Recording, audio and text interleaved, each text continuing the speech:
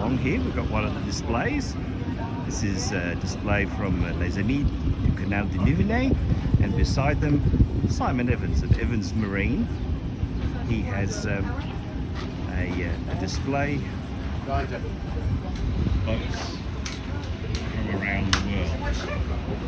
Simon, how are you? I'm alright, how are you? I'm very good, thanks. Good. Tell us a little bit about what this is about. Well, it's a representation of the Lifeboat Society in France, in the middle there. But I decided to change the theme a little bit this year, because usually I do all lifeboats. And this year I've got 22 nationalities of different boats. So we've got all sorts of stuff. What about this big one here? This one here, well, this is an ex-RNLI lifeboat from England, which was then bought by the Australian Coastal Patrol and served in Sydney. There you go. What a great way to start with an Oz boat. There you go, a good old Australian boat with a good old Australian flag on it. And you built this? Yeah, I bought the hull in a very damaged condition, and then all the rest I built from there upwards with photographs and stuff like that, which I managed to find on the Australian internet. So Cool, there you go. I managed to get the details and that, and also I had a plan of that type of boat anyway. Right. These boats originally were, before they came to the Lifeboat Society in England, they were American 44-foot Coast Guard cutters. Cool. So they took the plan and they gave them to England, and then England sold their remaining boats to Australia and South Africa, and I believe there's even one or two in Canada and Iceland. So Sounds a bit like how we're getting our submarines, but let's not get political. Over here, some older looking boats. yeah, this one's a what they call a donie, and that comes from the Maldives. It's a fishing boat from the Maldives. This one is a Indian dhow, which is actually built of heart of palm and bamboo pegs. Which is, I got that one all in pieces. It came in literally, it had fallen apart because all the bamboo pegs had let go. This one was the Brendan voyage was done by Tim Sefferin. It's actually an Irish carrack that was used by the Benedictine monks, and back in, I can't remember the year, but a long time ago, like 400 years ago. And they actually sailed across the Atlantic with it, and Tim Sefferin built a copy. It's all built of leather. It's a wooden structure with leather covering. There's special hides which they had to source from Italy, apparently. This one's just sort of, well, I won't say typical Chinese junk, because China have got so many different types of junks. But this is a Chinese working junk, would normally carry cargo. Then over here we've got a cargo carrying Viking vessel, a Dutch fishing botter, and a Portuguese wine boat. Fantastic.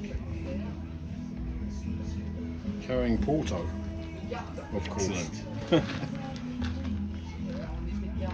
Right. And The models come complete with cobwebs.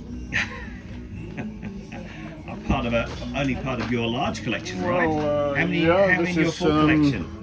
The full collection, I think, is probably, I've not counted them, but probably somewhere around 100. 100. I did a display in the tourist office here, which was 50 boats, and that was about half the collection. So, Right.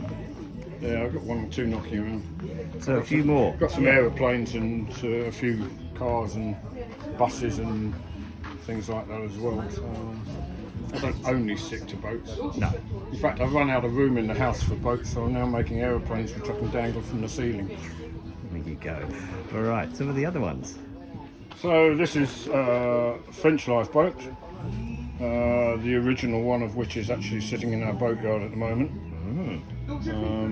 waiting work on it. This is just for collecting money. And then along here we've got a boat that's typical of the Caribbean as opposed to a specific boat. They were used in all the French Caribbean islands and places like that, and they also had them in some of the French islands in the Indian Ocean, like River Yonne, places like that. So they were fairly typical. They rolled them down the beach. They were on a balanced trolley. They rolled them down the beach and shoved them in the water and rode like hell to get out through the surf. This one's a German lifeboat, the original one of which is now preserved as a museum piece in Germany. The tug there, that originally was built in Denmark. She spent a long time in a museum in England, in Exeter. Unfortunately, Exeter Maritime Museum went defunct, and she was then taken somewhere else on display, and she's ended up now in Sweden. This one here is all metal. It's completely metal. It's that I originally got the hull on the internet, but nothing else was finished. Even a deck wasn't even fixed on it, and all the superstructure and stuff. There was no details on it at all. It was just a few bits of steel. The hull's actually brass, and the deck and superstructure is actually rusty tin. But all the rest of the bits that are on there, the funnel and all the guardrails and masts and all the rest of it, all details that I've put on. The winch and stuff like that. The next one along, that's an Italian torpedo boat from the Second World War. The next one's a Russian torpedo boat from the Second World War, which is a bit bizarre because they carried two torpedoes which they used to let go out of the back, and then they'd move out the way and set the things off. Quite how that worked, I've no idea. But I can't believe it was highly successful myself. Not a maritime nation, perhaps. No, I think not, and probably still not. But never mind, that's another matter. The submarine is actually a Finnish U-boat. I didn't actually realise that Finland was in the war on the German side, but apparently they were, and that's a German-designed U-boat for Finland. Very small one. They've got some German ones which are like twice the length and they're the same scale. This is the Greek Pyrrhim. They were used by the Greeks, they were used by the Romans, rowed by slaves, and they had a big ram at the front for sinking the enemy. The next one along was quite an interesting boat. That was actually the first successful steam-driven passenger boat, built in 1907, designed by Robert Fulton, actually built in New York. So that's a rarity. That I've not seen another one the same, another model the same. The little outrigger at the back that I sort of picked up on the internet because I like it. It's actually Sri Lankan. It's actually got Sri Lanka written on the sail. I've not got a great deal of history on it, but anyway, I'm presuming that's what it is. It's got it written on it. Northlight, that's what they call the Scottish puffer. They called them puffers because the sound of their engine used to go puff, puff, puff. But they were used in the Scottish Islands, seagoing, cargo vessels. There were a lot of them about at the time. And that particular model is all radio controlled, and it's even got a steam producer. Gives the impression that comes out lots of smoke, and the thicker and blacker the oil you put in the funnel, the more dense the steam or the smoke. Actually managed to cause quite a bit of pollution with that one over the years. And then the last one is a little coracle, which typical of the Welsh fishermen on the rivers. Basically, one guy would sit in it with a paddle, and they used to paddle it over the bow, and they would fish. I think the nets they used were like gill nets,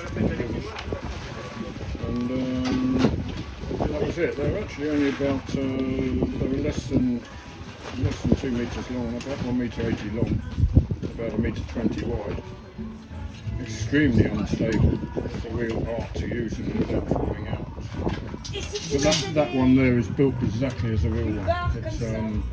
It's wooden, latted, and then canvas covered with tar on it. So the model is pretty precise. And the strap around the middle, you've got one strap there which the oar's actually supposed to go into that. The strap around the middle was so as they could pick it up and put it on their back and walk with it. So the strap actually went around their head and they could carry it back home. Super. Well, there you go. That's fabulous. Well, thank you, Simon. There you go. That's the story on that lot. Okay, busy day for you today, and then a day off, and then back to work at the yard. Day off's a big word. I've got to put this lot away, and I haven't got my little helper with me tomorrow. So. Oh well, there you go. All right. Well, I'll see you back at the yard sometime. Yeah. Okay. No worries. Okay. Take care. Will do. Okay.